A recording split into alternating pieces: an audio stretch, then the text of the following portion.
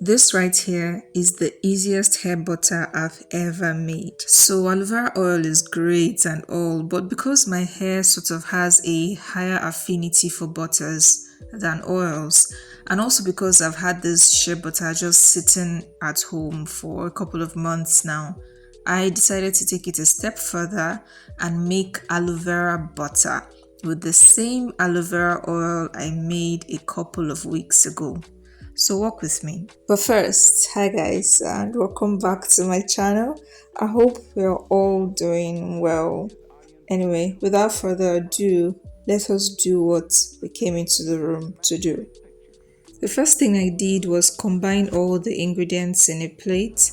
The shea butter is about 1/3 of a cup, about 4 tablespoons of the aloe vera oil, and 1 tablespoon of coconut oil, which is optional, or you can add as well any other essential oils of your choice. Now I set this on fire over a pot of boiling water, the double boiler method.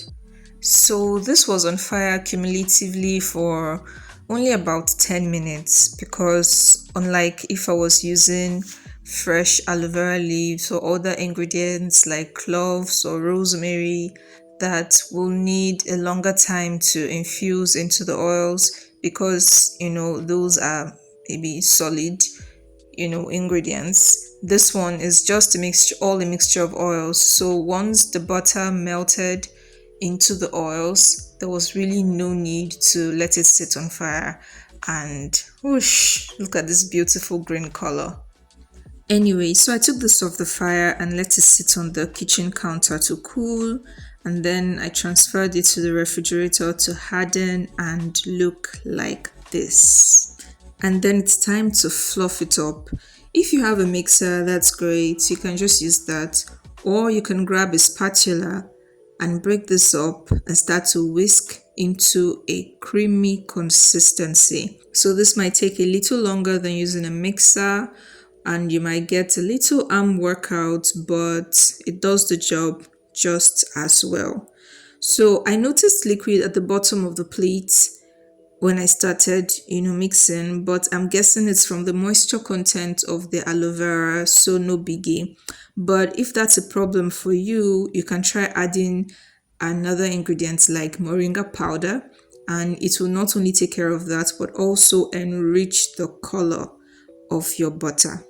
So my aloe vera hair butter is ready. It's a bit runny, and that's because I didn't care to use more butter in proportion to the oils. Like I said, this shea butter had been sitting around the house for a couple of months, so I just wanted to put it to good use. So if you like your butters firmer, harder, just use more butter to oils, maybe in the ratio 2:1.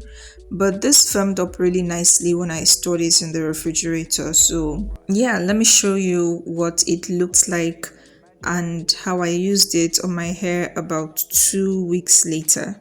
So this was just another day in the week of moisturizing my hair. So I start off by spraying my hair with some water, making sure that my strands take up the water and even to my scalp. And then I apply some leave-in conditioner and work it thoroughly into my hair.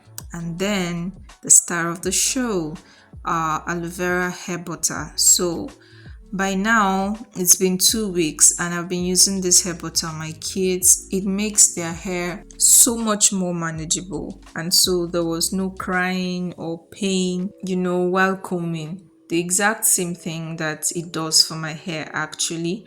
Aloe vera oil by itself is already great. It tangles greatly, highly moisturizing, softens my hair, but making it into a butter is all the better for my high porosity hair.